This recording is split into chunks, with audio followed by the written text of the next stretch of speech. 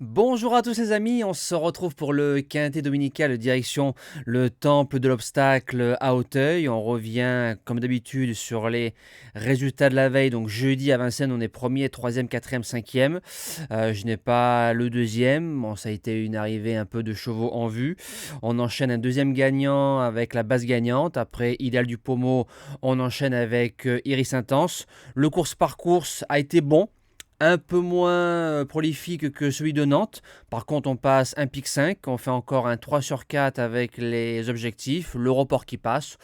Donc, du côté des jeux simples, les objectifs, ça s'est bien passé.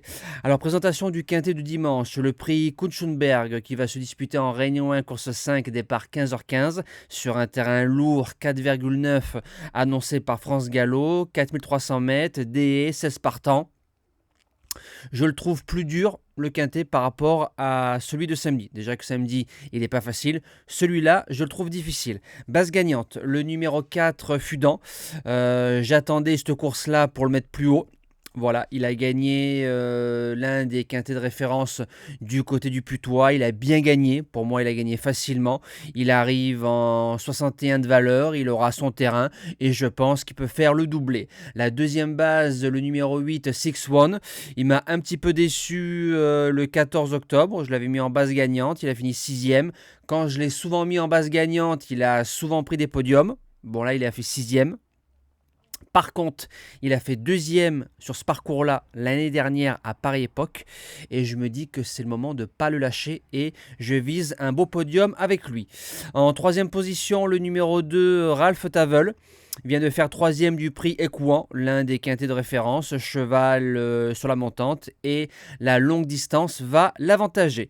Quatrième position, le numéro 11 UPK2T a couru 4 quintets, quatrième, tombé cinquième, vient de bien gagner sur l'hippodrome d'Auteuil, première fois sur 4300 mètres, mais en regardant son palmarès, le cheval a couru 2 fois sur 4000 et 2 fois deuxième. Je pense que ça peut le faire au niveau de la distance.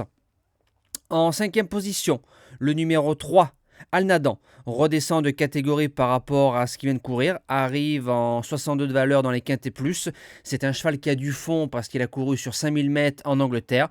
Terrain, il n'y aura pas de problème. Ce sera une découverte qui peut s'avérer payante dans cette épreuve.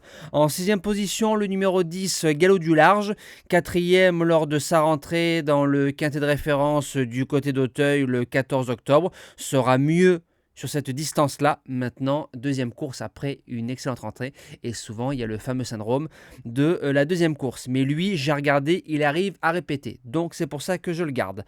En septième position, le numéro 5, Chichi de la Vega, a enfin gagné ce quintet plus. C'est un cheval, j'ai toujours trouvé qu'il n'y avait pas de marge, voire zéro. Sa rentrée est bonne, troisième de Fudan. Fudan qui a gagné le quintet juste derrière. Lui, il a gagné son quintet. Donc il y aura le rallongement de la distance et la pénalité. Mais j'ai trouvé un beau cheval physiquement la dernière fois. Donc je me dis que ça peut coller pour être 4-5. Et je termine avec le numéro 15, King of Run. Il a encore de beaux restes, à 8 ans, faut pas le condamner. Redescend en 55 de valeur, ça fait un moment qu'on l'a pas vu aussi bas.